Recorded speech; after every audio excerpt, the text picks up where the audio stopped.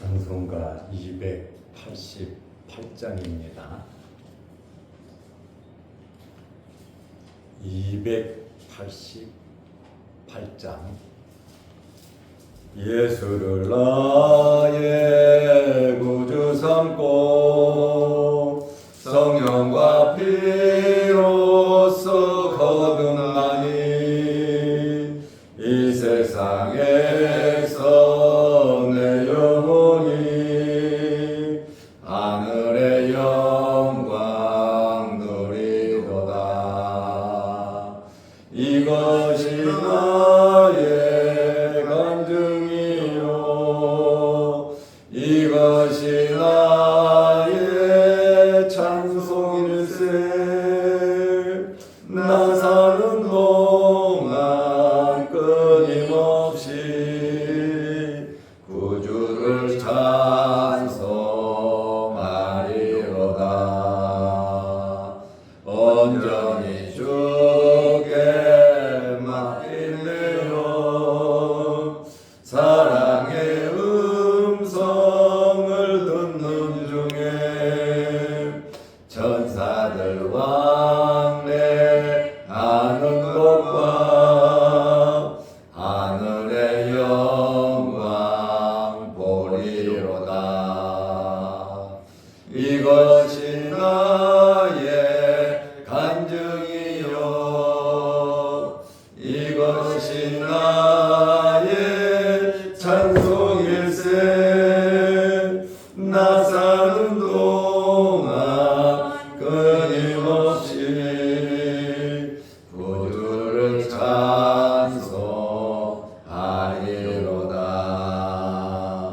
주 안에 기쁨 누림으로 마음의 풍랑이 잔잔하니 세상과 나는 간 곳 없고 구속한 주만 보이도다. 이것이 나의 간증이요 이것이 나의 찬송일세. 나 사는 동안 끊임없이 구주를 찬송하리로다. 아멘. 사도신경으로 우리의 신앙을 고백하겠습니다. 전능하사 천지를 만드신 하나님 아버지를 내가 믿사오며 그 외아들 우리 주 예수 그리스도를 믿사오니 이는 성령으로 잉태하사 동정녀 마리아에게 나시고 본디오 빌라도에게 고난을 받으사 십자가에 못 박혀 죽으시고 장사한 지 사흘 만에 죽은 자 가운데서 다시 살아가시며 하늘에 오르사 전능하신 하나님 우편에 앉아 계시다. 저리로서 산자와 죽은 자를 심판하러 오시리라. 성령을 믿사오며 거룩한 공예와 성도가 서로 교통하는 것과 죄를 사하여 주시는 것과 몸이 다시 사는 것과 영원히 사는 것을 믿사옵나이다. 아멘. 하나님의 말씀 사도행전 17장 5절에서 7절 말씀까지 보겠습니다.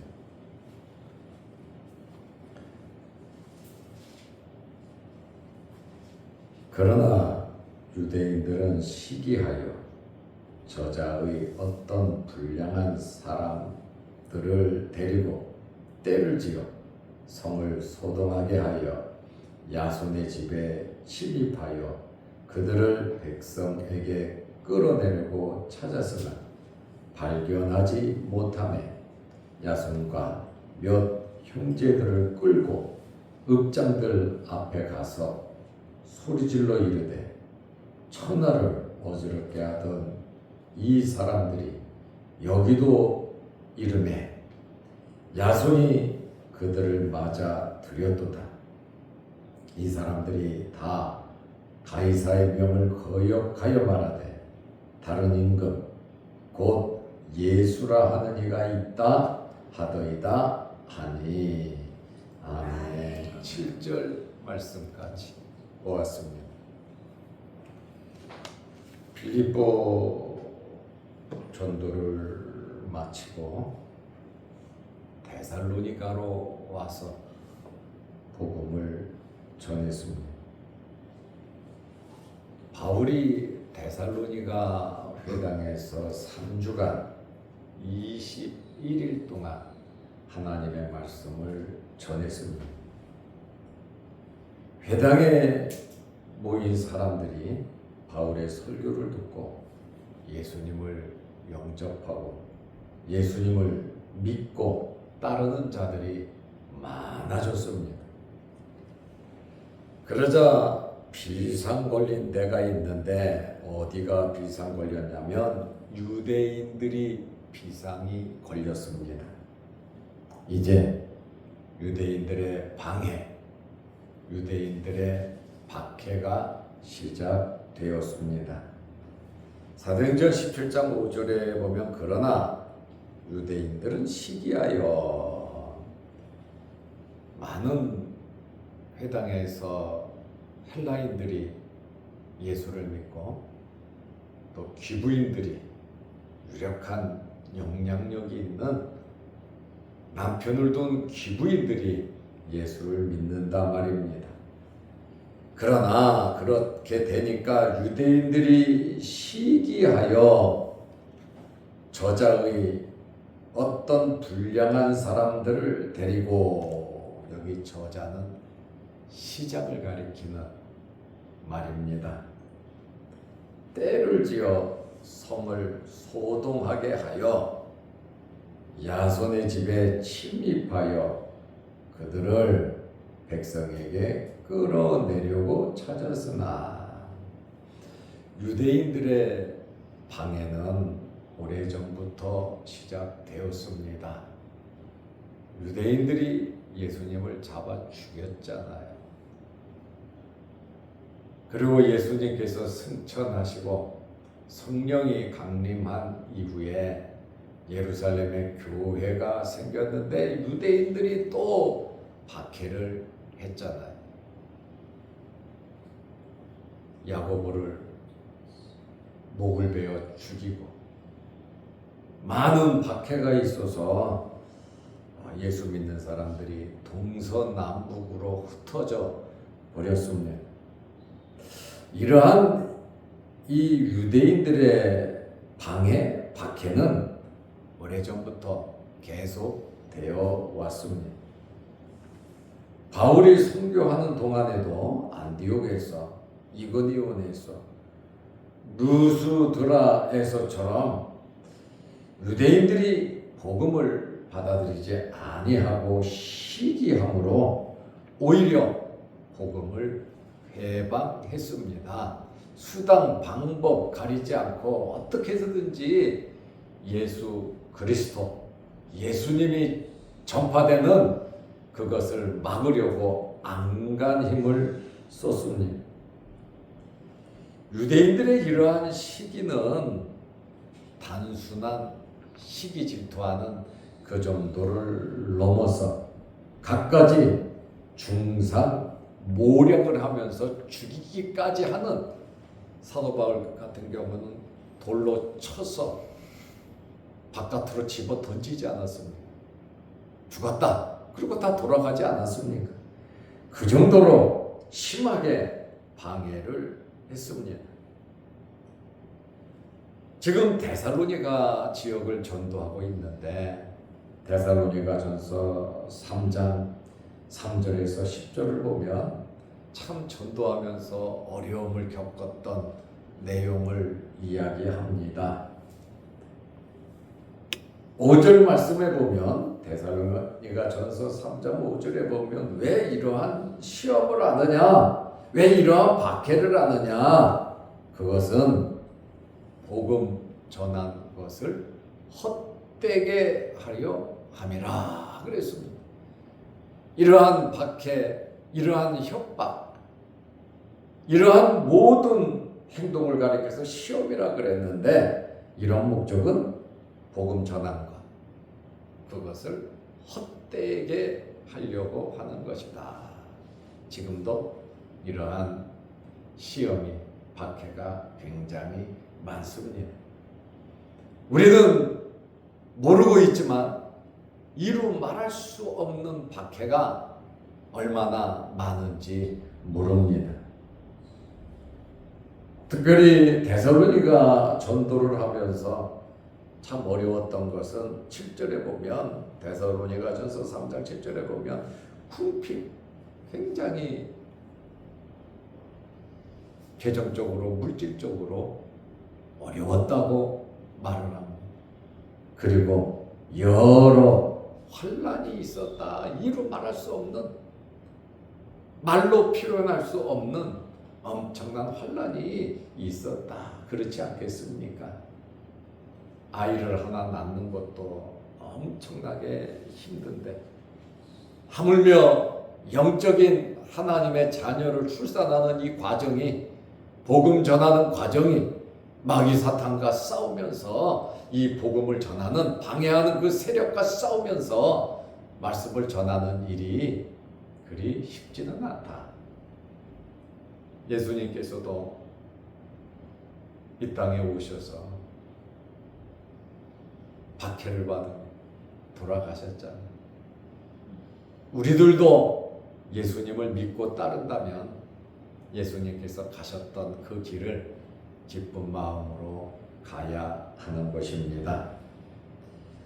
이러한 이 데살로니가의 이 유대인들이 수단과 방법을 가리지 아니하고 시장이나 광장에 불량한 사람들을 때로 데리고 와서, 여기 불량한 사람들 보면은 지금 말로 말하면 뭐 조폭이나 아니면 그 양아치들, 이러한 사람들을 데리고 와서 선동하면서 성을 소동케 했습니다. 시끄럽게 만들었단 말이에요. 그리고 바울과 실라는 어디에 머물고 있었냐면 야손의 집에 머물고 있었습니다. 16장 14절에 빌립보에서 루디아의 집에 머물렀던 것처럼 데살로니가에 와서는 야손의 집에 머물고 있었습니다. 이 야손이라고 하는 이름의 뜻은 여호수아 아니면 예수아라고 하는 그 히브리어의 헬라어 번역이 야손입니다.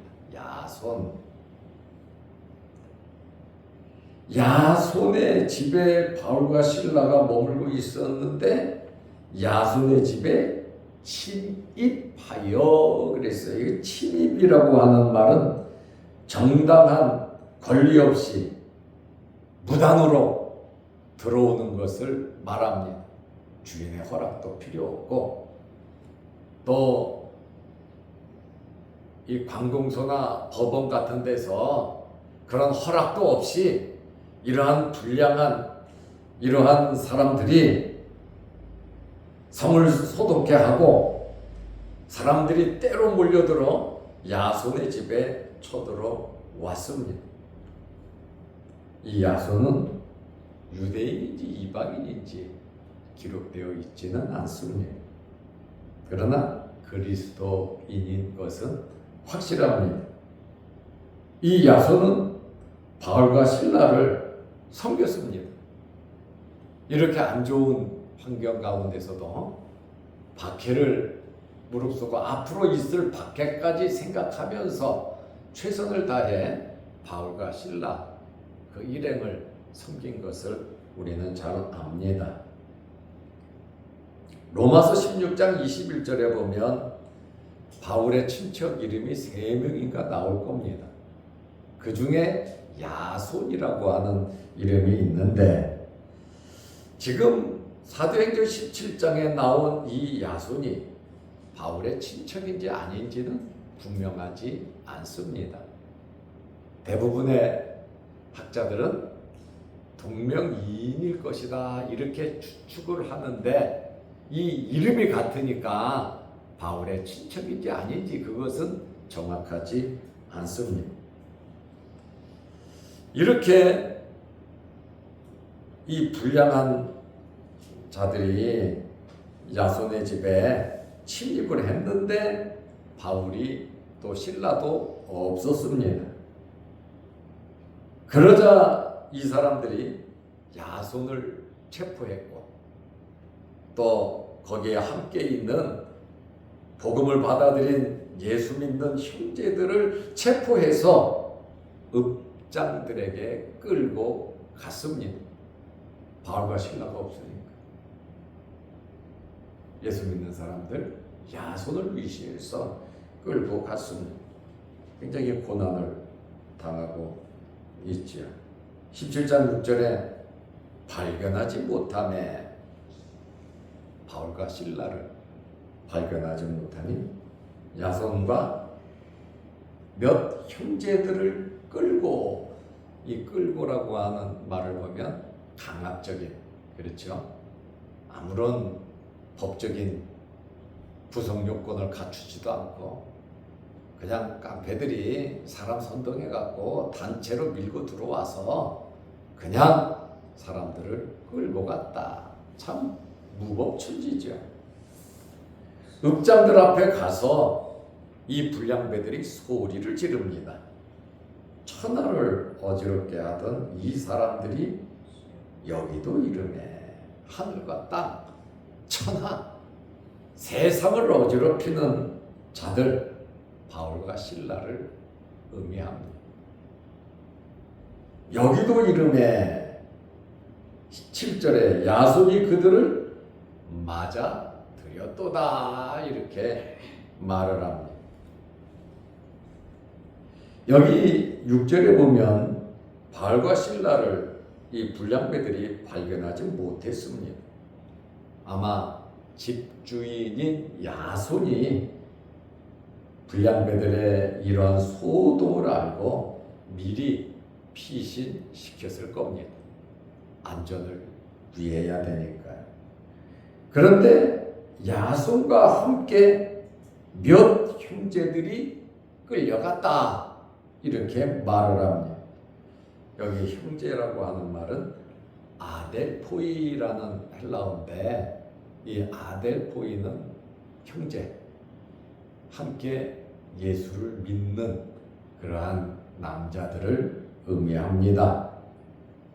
함께 있는 그리스도인들이 이제 끌려갔는데 누명을 씌워서 행정당국으로 넘겼는데, 여기 읍장들 그랬는데 여기 읍장이라고 하는 사람들은 각 지역 도시를 책임지는 행정장관들을 의미합니다. 헬라어로 폴리타르카스라고 하는 단어인데, 로마 영토 내에 또 로마가 지배하고 있는 그 지역 자치 도시를 책임지는 장관을 의미합니다. 바울 일행을 가리켜서 천하를 어지럽히는 자들이라고 했는데, 천하를 어지럽힌다는 이 말은 로마 제국의 질서를 어지럽히고 로마에 대하여 반란을 일으키는 자들이다. 로마에 전혀 도움이 되지 않는 어디서 굴러온 돌들이다. 그 이야기를 하는 것입니다. 야손이나 또 형제들 바울과 신라를 정치적인 죄목으로 고소를 한 겁니다. 정치범이죠. 이들의 말은, 야손은 이들에게 집을 제공했고 로마를 반역하는 음모에 가담을 했다는 거예요. 복음만 전하는데요. 엄청나게 뒤집어 씌우고 있죠. 자기들의 목적을 이루기 위해서 수단과 방법을 가리지 않는. 그래요. 경건하게 살려고 하는 자들은 박해를 받는다고 주님 말씀하셨고, 전도하다가 이 동네에서 박해하면 저 동네로 피해라. 다투고 싸우고 원망하고 불평하지 말고 피하라고 말씀하셨거든요. 바울과 실라도 복음 전하다가 빌립보에서 감옥에 갇혔을 때 다투고 싸우지 아니하고 기도하고 찬송하니까 하나님께서 책임져 주시잖아요. 우리 신앙인들은 내가 해결하려고 노력은 해야 되겠지만 내가 해결하려고 하기보다 하나님께 맡기면서 기도하면서 하나님의 뜻을 찾고 최선을 다하는 것이 중요하다, 그 말입니다. 가만히 있으라는 것이 아니에요. 무방비 상태로 있으라는 것이 아니에요. 하나님 앞에 기도하고 찬송하고 하나님을 바라보며 하나님께 맡기고, 왜냐하면 우리는 하나님의 종들 아닙니까? 하나님의 자녀 아닙니까? 아버지가 가정을 책임지고 자식을 이끌듯이 우리 하나님 아버지께서 우리의 삶 전체를, 이 세상의 삶뿐만 아니라 아버지 나라 저 천국 가서의 삶까지 하나님께서 인도하시는 분이시기 때문에 이 세상의 삶이 전부인 것처럼 우리는 착각하면서 살면 안 됩니다. 이 세상은 잠깐이에요. 하나님의 나라는 영원한 것입니다. 순간의 선택이 10년을 좌우한다고 그 텔레비 선전도 그렇게 했습니다만은, 우리가 말씀대로 살아가는 것은 영원한 삶인 것을 좌우한다는 것을 우리는 알아야 합니다. 하나님의 나라는 영원한 것인데 우리가 이 세상 살다가 이걸로 끝나는 것이 아니다, 그 말이에요. 주님은 다시 오실 것이고 우리는 하나님의 나라 들어갈 것이고 하나님 앞에 서서 우리는 심판을 받을 텐데, 뭐 지옥에 가는 심판은 아니지만 상급의 심판을 받을 텐데 착하고 충성된 종이라는 그러한 말을 들으시기 바랍니다. 바울과 실라도 주님 바라보면서 일을 했고, 뭐 루디아를 비롯해서 야손도 주님 바라보면서 모든 박해를 감수하면서 일을 감당하잖아요. 이 사람들이 7절에 보면 다 가이사의 명을 거역하여 말하되 다른 임금 곧 예수라 하는 이가 있다 하더이다 하니, 가이사는 로마 황제의 칭호입니다. 가이사를 로마 사람들은 신과 같이 여기고 신처럼 섬기고 있는데, 지금 로마 지역 경내에 로마가 지배하는 그곳에 머무르면서 무슨 말을 하냐? 가이사 외에 다른 왕이 있다, 이렇게 하면 이것은 황제의 법령을 거역하는 반역에 해당하는 정말 정치범에 해당하는 겁니다. 한 사람이 예수님께 질문했죠. 가이사에게 세금 바치는 것이 가하냐 가하지 않냐. 그러자 주님께서 하시는 말씀이 뭡니까? 하나님의 것은 하나님께, 가이사 것은 가이사에게 바치라, 이렇게 말씀하셨죠. 그들의 질문의 의도는 야, 가이사에게 바치지 말고 하나님께 바쳐라. 그러면 돼. 이렇게 말할 줄 안 겁니다. 바리새인들은 고르반 부모에게 해야 할 거, 형제에게 해야 할 거, 그냥 하나님께 해버리면 전부 다 한 거야. 이러한 사상을 갖고 있었단 말입니다. 그렇다 보니까 지금 이 데살로니가가 로마의 지배 아래, 로마의 법령으로 지금 움직여지고 있단 말입니다. 그런데 바울 일행이 와서 가이사 믿지 마. 가이사가 왕이 아니야. 예수가 왕이야. 이렇게 말하는 것은 왕을 모독하고 또 정치적으로 반란을 일으키는 그러한 일이 된다 그 말입니다. 그러니까 이 사람들이 유대인의 모의로서 이 불량배들이 그렇게 앞장서서 고소를 했다 그 말입니다. 이러한 이 반역이라고 하는 말을 들으면 데살로니가 전체가 발칵 뒤집혀지지 않겠습니까?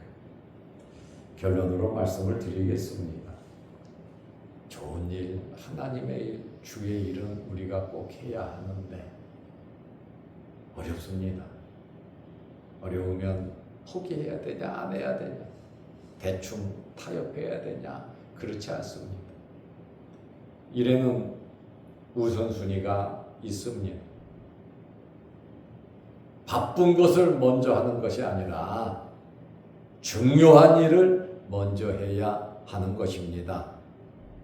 우리 삶에 있어서 우선순위가 어디에 있느냐? 내 삶의 우선순위가 어디에 있느냐? 물질이냐, 돈이냐, 명예냐, 아니면 내 행복이냐, 내 자신이냐, 아니면 예수 그리스도냐? 우리의 삶의 우선순위가 대부분 사람들은 바쁜 것부터 해결하고 어려운 것부터 해결하려고 합니다. 우리의 우선순위는 하나님을 기쁘시게 해드리고 하나님께 영광을 돌리고 하나님께 예배를 드리고 우리의 우선순위는 하나님의 말씀에 순종하는 것이 우선순위가 되어야 합니다. 그럴 때 내 자신도 물질도 명예도 모든 것을 누가 주시느냐? 하나님께서 허락해 주시는 겁니다. 나는 내가 모든 것을 이룰 것이냐? 아니면 하나님께서 주시는 것을 받아 누리며 살아갈 거냐? 그것은 우리가 결정해야 할 아주 중요한 문제입니다. 내 남은 생에 무엇을 목표하고 살아갈 것인가? 바울과 실라는 분명했고 여기 야손도 분명했습니다. 그러나 유대인들은 그렇지 못했고 여기 불량배들도 그렇지 못했습니다. 우리의 삶의 우선이 예수 그리스도. 어떤 고난과 역경이 있다 할지라도 예수 그리스도가 여러분의 삶의 우선이 되시기를 축원합니다. 아멘. 기도하겠습니다. 하나님 아버지, 어제는 거룩한 주일을 잘 지내게 하시고 오늘도 이른 아침에 주의 전에 나와 예배드리며 말씀 듣고 기도하게 하시오니 감사합니다. 여러 가지 크고 작은 기도 제목으로 하나님께 기도드립니다.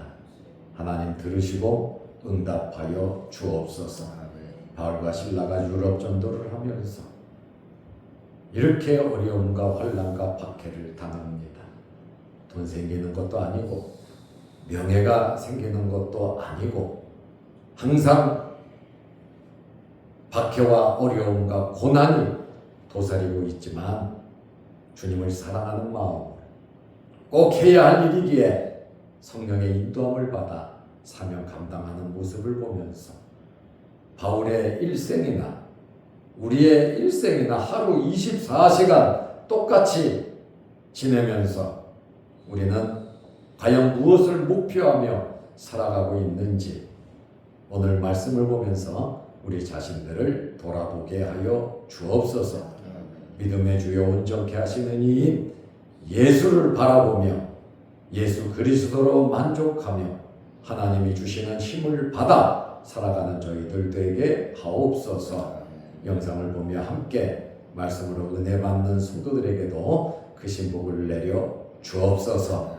예수님의 이름으로 기도하옵나이다. 아멘. 하늘에 계신 우리 아버지여, 이름이 거룩히 여김을 받으시오며 나라 임하옵시며 뜻이 하늘에서 이룬 것 같이 땅에서도 이루어지이다. 오늘날 우리에게 일용할 양식을 주옵시고 우리가 우리에게 죄 지은 자를 사하여 준 것 같이 우리 죄를 사하여 주옵시고 우리를 시험에 들게 하지 마옵시고 다만 악에서 구하옵소서. 대개의 나라와 권세와 영광이 아버지께 영원히 있사옵나이다. 아멘. 자유롭게 기도하시고 돌아가시기 바랍니다.